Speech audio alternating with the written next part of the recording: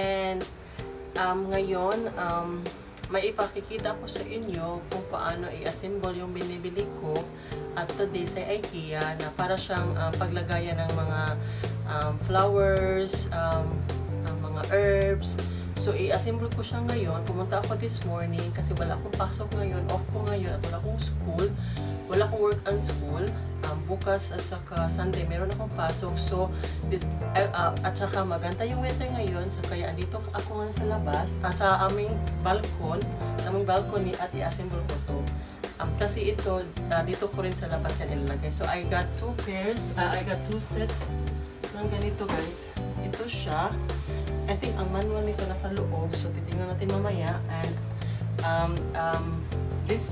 this one, it cost 10 euros and I got two. So, yeah. Yeah, let's see what happens guys. Kung madali ko ba siya ma-assemble. Sige, bye! So, sa loob guys, ito yung nakalagay. Ito yung manual. So, kung paano siya i-assemble. So, ito yung mukha. Ito yung final na i-assemble ko. At meron siyang mga ano. So, tingnan natin.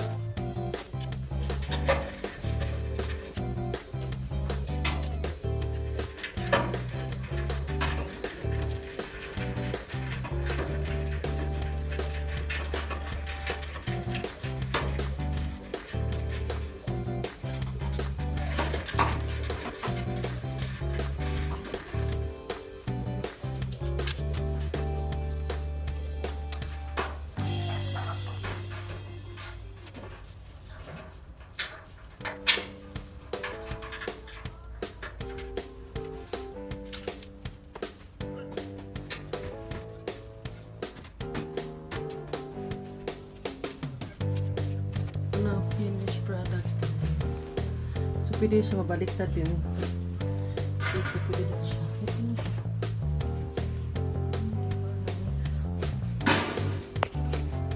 Nice! Ano niya siya ako. Ito na yung na-assemble ko. Pwede din siya mabaliktad. Ginanito ko kasi pag maglalagay ako ito ng mga herbs. Gusto ko para baka may hangin so hindi siya malaglag. So parang binaliktad ko siya. Okay na. Bibili na ako ng mga pads. Mga herbs. Ayan. May dito ako may rosemary ako, may mint. Diba? Ay, gusto ko magkalang guys. Ito yung nasa 7 ako.